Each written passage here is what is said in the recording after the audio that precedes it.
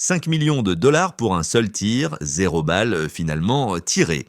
Révélée au grand jour, cette offre de 5 millions n'a pas seulement sauvé un président, elle a déclenché une refonte lente, glaciale et méthodique de tout l'appareil sécuritaire burkinabé. Désormais, chaque garde, chaque appel, chaque couloir semble répondre à la même question obsédante. Comment Ibrahim Traoré a-t-il transformé une peur intime en forteresse politique durable ? À mesure que les complots reculent dans l'ombre, un autre doute avance, silencieux mais tenace. Jusqu'où ce verrouillage peut-il protéger le pays sans l'étouffer vraiment ? Ce récit promet de dévoiler non seulement l'enchaînement des décisions prises après la tentative d'assassinat, mais aussi le coût exact que représente un État forcé de se protéger contre ses propres ombres. Le bénéfice pour le lecteur est clair. Comprendre en 10 à 12 mots comment un risque individuel peut reconfigurer durablement un système entier et pourquoi cette dynamique importe bien au-delà du palais présidentiel. Chaque couche de sécurité renforcée raconte en réalité quelque chose de plus vaste, un pays où la loyauté devient une variable mouvante, où l'armée hésite et où la frontière entre prévention et étouffement se réduit à un fil. Autrement dit, une interrogation demeure en suspens. Si les complots visibles ont reculé, qu'en est-il de ceux que l'on ne peut plus compter, ceux qui se déplacent désormais derrière le silence imposé aux acteurs du pouvoir ? C'est cette tension froide, méthodique, presque clinique, qui définit le véritable enjeu. Un État peut-il rester debout lorsque sa survie dépend de mécanismes qu'il n'ose jamais expliquer publiquement ? La révélation survient presque brutalement. 5 millions de dollars ont suffi à exposer la fragilité d'un pouvoir dont la surface semblait pourtant contrôlée. Et dans le même mouvement, un autre fait se dessine. La sécurité nationale, loin de s'effondrer après cette offre, s'est au contraire recomposé avec une rapidité inattendue, comme si un signal interne avait déclenché une reconfiguration silencieuse. Dès lors, comprendre l'évolution du pays nécessite de revenir au terrain réel qu'Ibrahim Traoré a trouvé en prenant le pouvoir, un espace où les présidents ne perdent pas des élections, mais disparaissent sous la pression de factions rivales, de coups d'État en série et de milices capables d'embraser des villages entiers. Depuis 5 ans, le territoire n'est plus véritablement gouverné. Il est contesté, fragmenté entre insurgés, réseaux d'influence, officiers hésitants et puissances étrangères cherchant un point d'entrée. Lorsque Traoré arrive en 2022, il n'hérite pas d'un palais stable, mais d'un gouffre. Son prédécesseur, Paul-Henri Damiba, avait renversé un président pour rétablir l'ordre, mais s'était enlisé dans la dépendance envers des acteurs extérieurs, et notamment la France, tandis que l'armée se fissurait et que les groupes armés incendiaient des localités chaque semaine. La population voyait un uniforme de plus incapable d'assurer la sécurité. C'est dans ce vide que s'inscrit la prise de pouvoir de Traoré, une opération quasi sans effusion de sang, accueillie comme une respiration nationale. Pourtant, l'espoir a très vite cédé la place à la méfiance. Entre 2023 et 2024, 4 tentatives de coup d'État surgissent, certaines provenant du cœur même de la hiérarchie. À mesure que les insurgés avançaient sur le terrain, les complots militaires gagnaient en intensité, révélant un lien direct entre les défaites sécuritaires et l'audace des factions internes. La tentative d'assassinat contre Ibrahim Traoré n'est donc pas un épisode isolé, elle est le point de condensation d'un système où chaque recul du pays amplifie l'appétit de ceux qui souhaitent le renverser. Pour saisir l'évolution rapide de l'appareil sécuritaire, il faut suivre la trajectoire de ceux qui ont servi de point d'appui à la transformation enclenchée après la tentative d'assassinat. Le premier groupe, composé d'agents du palais brusquement soumis à des contrôles d'antécédents approfondis, illustre cette mutation. Plusieurs d'entre eux, jusque-là considérés comme de simples exécutants, ont vu leurs affectations changer du jour au lendemain, parfois vers des postes éloignés du centre décisionnel, parfois vers des unités nouvellement créées, où l'allégeance primait désormais sur l'ancienneté. Un second cas, plus discret mais révélateur, apparaît dans la réorganisation de la garde présidentielle. présidentielle. Des équipes entières ont été démantelées, puis reconstruites avec des éléments issus de branches peu connues, ce qui a brisé des réseaux internes et mis fin à certaines habitudes de coordination. Un officier, autrefois incontournable dans la chaîne d'accès au président, s'est retrouvé affecté à une mission périphérique, signe que la proximité physique n'était plus considérée comme un critère suffisant. Ces modifications ont produit un impact immédiat. Un silence tendu s'est installé dans les couloirs du pouvoir, chacun cherchant à comprendre quelle nouvelle ligne rouge était désormais en vigueur. Dans les provinces, l'effet miroir s'est fait sentir parmi les commandants locaux, surveillés plus étroitement par un contre-espionnage dont le mandat venait d'être étendu. Les premières semaines ont ainsi fonctionné comme une période d'observation mutuelle où chaque geste comptait, chaque absence devenait un indice et chaque rumeur acquérait une portée inhabituelle. La sécurité change quand la peur change d'adresse. Une fois rendue publique l'information selon laquelle un garde rapproché avait reçu une offre de 5 millions de dollars pour tenter d'assassiner le président du Burkina Faso, Ibrahim Traoré, une série de mesures de sécurité fut déclenchée, décrite dans la source comme rapide, silencieuse et méthodique. La première zone concernée fut la garde présidentielle, un corps déjà traversé par des rumeurs de loyauté incertaines. Selon la description fournie, des contrôles d'antécédents plus stricts furent instaurés, des équipes entières réorganisées et de nouveaux agents intégrés à partir de branches jusqu'alors peu visibles dans l'architecture sécuritaire. Dans un second mouvement, le contrôle de l'information interne devint central. L'accès au téléphone dans certaines zones sensibles fut limité. Les communications officielles, renforcées par des systèmes chiffrés, et plusieurs conseillers étrangers furent retirés discrètement de postes liés à la prise de décision. En parallèle, le bureau de contre-espionnage interne, auparavant décrit comme relativement marginal, reçut un mandat élargi, dresser une cartographie des affiliations politiques des commandants provinciaux, des officiers, des membres du gouvernement et de plusieurs responsables policiers. Les individus dont les positionnements restaient flous étaient parfois déplacés vers des fonctions moins stratégiques. La source souligne également l'importance croissante accordée aux VDP, les volontaires pour la défense de la patrie, initialement conçus pour combattre les insurgés en zone rurale. Peu à peu, ce dispositif s'est doublé d'un rôle intérieur. Certains contingents furent retirés des frontières pour être redéployés dans des zones administratives sensibles, tandis que d'autres assurèrent une présence discrète dans certaines installations militaires. Contrairement à l'armée traditionnelle, souvent marquée par des hiérarchies anciennes et des parcours liés aux élites ou à des formations étrangères, les VDP sont décrits comme jeunes, ruraux, modestes et généralement loyaux. Pour comprendre cette réorganisation, la source replace les événements dans un contexte national plus large. Burkina Faso a traversé plusieurs années d'instabilité institutionnelle, d'avancées insurgées et de transition politique par coup d'État. L'arrivée au pouvoir d'Ibrahim Traoré en 2022 intervient après la chute d'un dirigeant déjà issu d'un putsch, Paul-Henri Damiba, lui-même critiqué pour sa dépendance à l'égard d'acteurs extérieurs et pour l'incapacité à enrayer la dégradation sécuritaire. Après la prise de fonction de Traoré entre 2023 et 2024, 4 nouvelles tentatives de coup d'État sont mentionnées, certaines impliquant des unités proches du cœur institutionnel. Selon la source, les réformes enclenchées après la révélation de la tentative d'assassinat semblent avoir produit un effet immédiat. Les rumeurs de complot se seraient atténuées au fil des semaines. Des officiers auraient demandé à être mutés vers des postes plus discrets et plusieurs ministères auraient renforcé leurs protocoles internes. Certains observateurs internationaux, toujours selon la source, qualifièrent la rapidité et l'ampleur de ces ajustements de radar dans la région du Sahel. Toutefois, le texte rappelle également l'étendue du territoire burkinabé, la diversité des acteurs impliqués et la persistance des violences armées, indiquant que malgré les réformes, la sécurité totale demeure difficile à atteindre. Les risques continuent d'exister à la fois à l'intérieur et en périphérie du système étatique.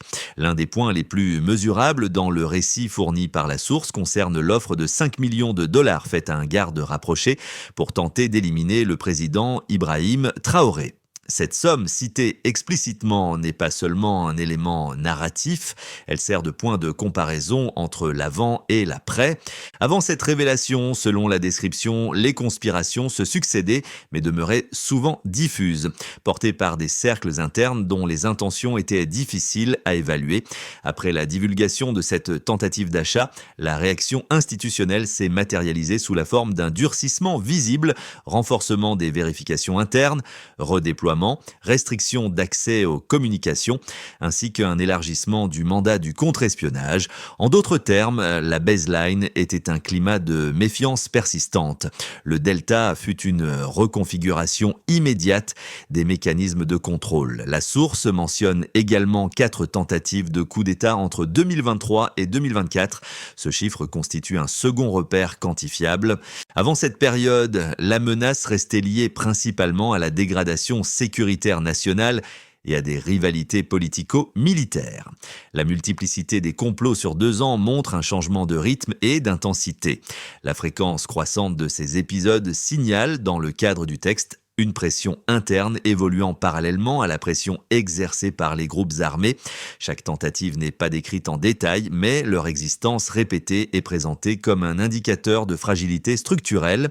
Le delta se manifeste dans le fait que, selon le récit, la vigilance institutionnelle se resserre et que certains officiers demandent des affectations plus discrètes, signe d'un rééquilibrage progressif après une période d'instabilité marquée. Un troisième élément quantifiable apparaît dans l'évocation d'un territoire où plus de la moitié des zones seraient partiellement ou totalement contrôlées par des groupes insurgés. D'après la formulation du texte, ce point ne constitue pas une statistique officielle, mais une appréciation issue de la source. Avant cette situation, l'État possédait encore une présence plus large. Après, l'étendue des zones contestées ou hors contrôle agrège un ensemble de facteurs. Sécurité, gouvernance, influence locale qui modifie radicalement les conditions de fonctionnement des institutions. En termes de baseline delta, la transition montre un recul de l'emprise étatique dans certaines régions, ce qui crée un environnement dans lequel les tentatives visant le pouvoir central deviennent plus probables, non pas en raison d'un élément unique, mais d'un ensemble de dynamiques décrites, fragmentation territoriale, multiplication des acteurs armés et tensions politico-militaires interne. Pris ensemble, ces 3 repères chiffrés, 5 millions de dollars, 4 tentatives de coup d'État et une majorité territoriale partiellement contestée, structurent l'évolution des événements telle qu'elle est présentée dans la source. Chacun illustre une modification mesurable ou déductible à partir du texte, un déclencheur financier révélateur de vulnérabilités interpersonnelles, une pression institutionnelle accrue au fil des années et un contexte territorial qui conditionne la manière dont les forces politiques et militaires interagissent. Ces indicateurs ne constituent pas des preuves statistiques au sens strict, mais dans les limites de la narration fournie. Ils représentent les éléments les plus concrets pour observer les transformations de l'appareil sécuritaire. Une première lecture possible des événements décrits dans la source consiste à considérer le renforcement sécuritaire autour d'Ibrahim Traoré comme une réaction nécessaire dans un environnement où les menaces sont multiples. Selon cette approche, les tentatives de coup d'État, l'offre financière de 5 millions de dollars adressée à un garde rapproché et les avancées d'insurgés dans plusieurs régions imposent mécaniquement une restructuration profonde du système de protection. Les mesures évoquées, réorganisation de la garde présidentielle, restriction de communication, extension du mandat du contre-espionnage, repositionnement des VDP seraient alors perçues comme une réponse pragmatique à une réalité instable. Dans ce cadre, les décisions décrites ne relèveraient pas d'un choix idéologique mais d'un impératif opérationnel. Une seconde lecture, également soutenue dans le débat public selon la source, consiste à souligner que l'accumulation de dispositifs de contrôle peut poser d'autres risques. Le resserrement des procédures internes, la surveillance accrue des affiliations politiques, la marginalisation de certains officiers ou la multiplication de couches de sécurité peuvent être interprétés comme des mécanismes qui, tout en répondant à des menaces bien réelles, génèrent potentiellement un climat de pression ou d'inquiétude au sein de l'appareil d'État. Dans cette perspective, la question n'est pas de savoir si les mesures sont justifiées, mais quelles conséquences elles produisent dans la durée sur la cohésion institutionnelle. Face à ces deux positions, la source adopte surtout une ligne descriptive. Le texte montre que les actions entreprises découlent directement d'événements précis, une tentative d'achat visant un membre du dispositif présidentiel, la répétition de complots militaires et une fragmentation territoriale dans laquelle plusieurs zones échappent partiellement au contrôle de l'État. La réponse institutionnelle apparaît donc comme un enchaînement logique à partir des éléments rapportés. Elle n'exprime ni approbation ni contestation. Elle établit que les réformes se sont déroulées rapidement, qu'elles ont entraîné des réaffectations et qu'elles ont été suivies d'une baisse des rumeurs de complot. La source reste ainsi dans une posture factuelle sans tirer de conclusions normatives. Un silence change tout. Dans la source, un élément pivot apparaît, la stratégie de discrétion adoptée après la tentative d'assassinat. Plutôt que d'exposer publiquement les mesures prises ou de commenter les enquêtes en cours, l'entourage du président Ibrahim Traoré choisit une forme de réserve calculée. Cette absence de communication, décrite comme volontaire, crée une incertitude nouvelle parmi ceux qui, auparavant, observaient ou participaient aux rivalités internes. Le texte insiste sur ce point. La discrétion devient un outil, non un retrait. Ce tournant se manifeste aussi par la réaction de certains acteurs institutionnels. Selon la source, des officiers jusque-là affirmés demandent des postes moins visibles et plusieurs ministères adoptent des procédures plus strictes, ce qui suggère un déplacement des rapports de force. L'idée centrale du passage est que le changement ne vient pas d'une annonce, mais du fait qu'aucune annonce n'a lieu. L'absence d'indication publique devient un signal en soi. Dans ce contexte, la dynamique décrite bifurque. Les menaces ne disparaissent pas, mais elles semblent se réorganiser face à un dispositif devenu moins lisible et plus resserré. La source l'expose comme un moment de transition où la prudence remplace l'exposition. Les évolutions décrites dans la source produisent plusieurs effets identifiables sur les institutions nationales. Du côté étatique, les réformes de sécurité initiées après la révélation de la tentative d'assassinat entraînent un resserrement notable des procédures internes. Certains ministères adoptent des directives plus strictes et les chaînes de commandement semblent se redéfinir pour intégrer les nouvelles exigences de contrôle. Cette dynamique, présentée comme rapide et structurante, suggère une administration cherchant à réduire les zones d'incertitude. La diminution des rumeurs de complot mentionnées dans la source constitue l'un des indicateurs principaux d'un recul temporaire des tensions internes.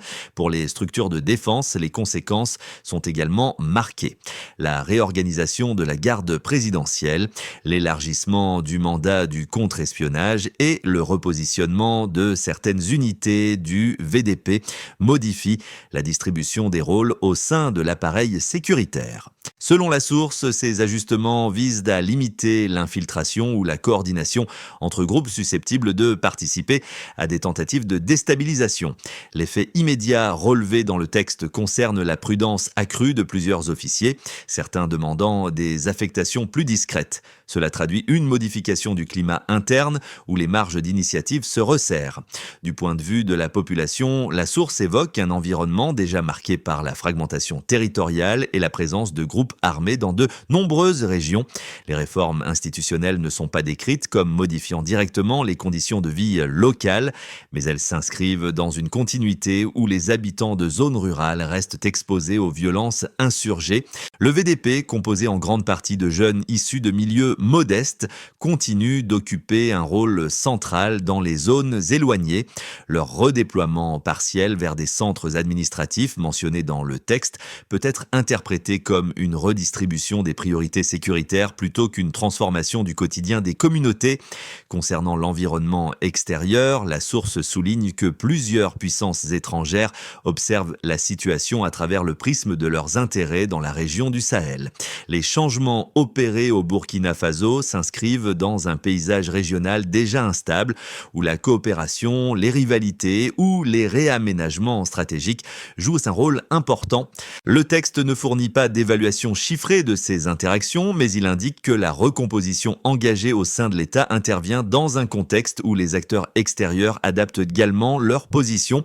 L'effet observable, selon la description, réside moins dans une réaction immédiate que dans une attention accrue portée au rapport de force interne. Ainsi, les conséquences présentées dans la source se distribuent en 4 ensembles distincts: stabilisation relative des mécanismes internes, redéfinition des structures de défense, continuité des difficultés rencontrées par la population dans les zones contestées et réévaluation prudente des positions extérieures. Le texte se limite à ces constats sans extrapoler d'évolution future. Selon la dynamique décrite dans la source, la réorganisation interne opérée après la tentative d'assassinat produit un resserrement des procédures, une baisse des rumeurs de complot et une redistribution de certains postes sensibles. Dans une trajectoire de continuité, ces mesures pourraient aboutir à une stabilisation relative des mécanismes institutionnels sans transformation profonde du contexte sécuritaire national. Les tensions persistent à la périphérie, notamment dans les zones où les groupes armés conservent une présence active et la pression exercée sur les forces étatiques reste élevée. L'administration évoluerait alors dans un équilibre fragile, reposant sur une vigilance soutenue plutôt que sur une amélioration structurelle. Le texte souligne que les réformes engagées, réorganisation de la garde présidentielle, élargissement du mandat du contre-espionnage, repositionnement des VDP, sont mises en place rapidement. Dans un scénario plus favorable, cette accélération pourrait renforcer les capacités de détection et réduire la fréquence des tentatives internes de déstabilisation. La coopération institutionnelle deviendrait plus cohérente, les chaînes d'autorité plus lisibles et les blocages internes moins marqués. Dans ce cadre hypothétique, la pression exercée par les menaces internes diminuerait, ce qui laisserait aux services de sécurité davantage de marge pour gérer les enjeux territoriaux. Toutefois, la source ne suggère aucune garantie. Elle décrit simplement la rapidité des réformes et leur effet initial sur la diminution des spéculations autour de complots. La source indique que plus de la moitié du territoire est partiellement ou totalement contesté, que plusieurs tentatives de coup d'État ont eu lieu en 2 ans et que différents acteurs extérieurs suivent l'évolution de la situation. Dans une trajectoire plus complexe, ces facteurs combinés pourraient se maintenir un niveau de tension élevé avec des difficultés persistantes à coordonner l'action institutionnelle. Les forces engagées dans les zones rurales resteraient sollicitées, les redéploiements successifs créeraient des pressions supplémentaires et la multiplicité des acteurs armés continuerait d'influencer le rythme des ajustements politiques et sécuritaires. Ce scénario ne présume aucun développement spécifique. Il décrit simplement un environnement où les contraintes déjà mentionnées demeurent. Dans les 3 cas, la source souligne surtout l'importance d'un cadre analytique mesuré. Les évolutions observées résultent de facteurs multiples et leur interaction reste incertaine. Pour un premier groupe, titre composé des citoyens qui observent principalement les évolutions institutionnelles, la source suggère un paysage marqué par la prudence. Les réorganisations internes, les restrictions de communication et l'élargissement du contre-espionnage créent un environnement où les signaux de changement sont davantage visibles au sommet de l'État qu'au niveau local. Pour ces observateurs, l'impact tient surtout au sentiment d'un appareil administratif en recomposition, dans lequel certaines pratiques se resserrent et où les zones d'incertitude se réduisent sans disparaître.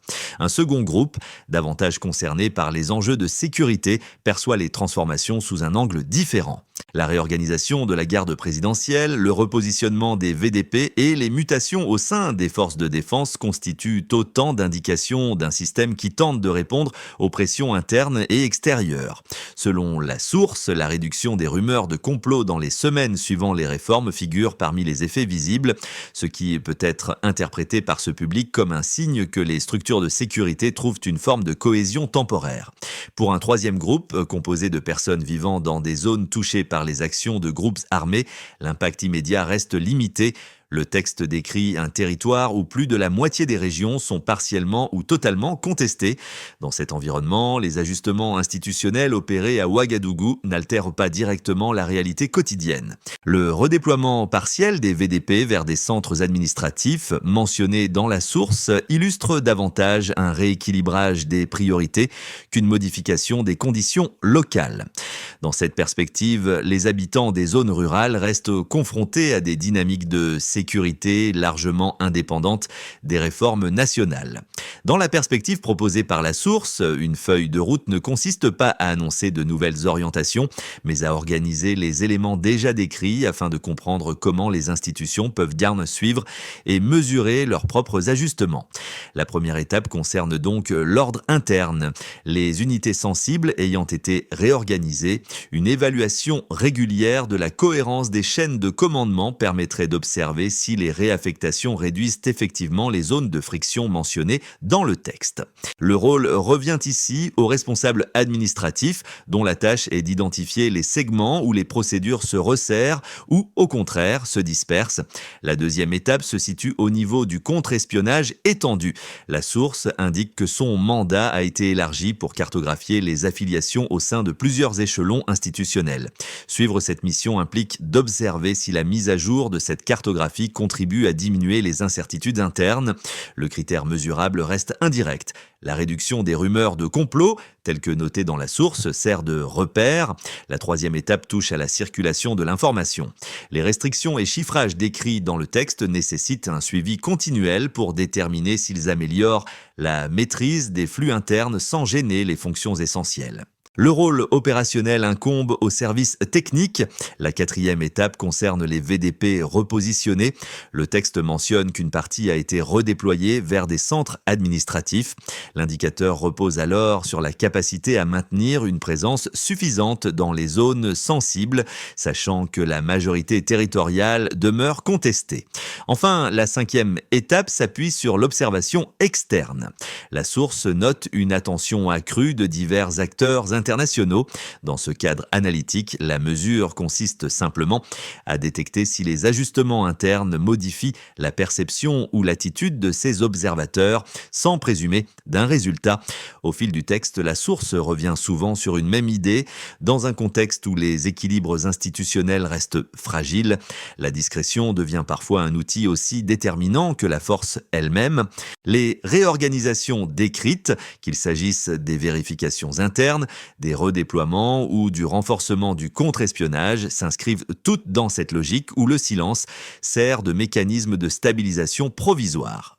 Ce motif apparaît dès les premières réactions à la tentative d'assassinat et se retrouve plus tard lorsque certains officiers choisissent des postes plus discrets ou lorsque les informations circulent sous des formes plus contrôlées. Pour les acteurs qui évoluent dans cet environnement, la frontière entre prudence et incertitude reste fine. Les zones contestées, les menaces multiples et les réajustements rapides façonnent un paysage où chaque décision semble répondre à une nécessité immédiate. Le texte ne cherche pas à conclure sur un jugement, mais à montrer comment une succession d'événements peut conduire un État à se reconfigurer par couches successives. Dans cette lecture, le rappel du motif central, la recomposition silencieuse, résume le fil qui relie les différentes étapes décrites. C'est ce fil qui structure l'ensemble sans prétendre en dévoiler l'issue. Le silence peut redessiner un équilibre fragile. Les éléments présentés dans la source dessinent un ensemble complexe, fait de réorganisation interne, de tensions persistantes et d'un territoire marqué par la présence d'acteurs multiples. Les réponses institutionnelles décrites, qu'il s'agisse des redéploiements, des contrôles renforcés ou de l'élargissement du contre-espionnage, s'inscrivent dans un contexte où les équilibres évoluent rapidement. Ce mouvement n'apporte pas de certitude définitive, mais il révèle la manière dont un État ajuste ses structures lorsqu'il est confronté à des pressions simultanées. Pour celles et ceux qui suivent ces évolutions, la compréhension dépend autant des faits rapportés que des questions qu'ils soulèvent. Comment un système réagit-il lorsque plusieurs niveaux, sécurité, institutions, territoire, se transforment en parallèle? Et comment interpréter ces ajustements lorsqu'ils s'inscrivent dans une dynamique régionale encore plus large? Ces interrogations restent ouvertes. Chacun peut y réfléchir selon son intérêt, son expérience ou son angle d'analyse.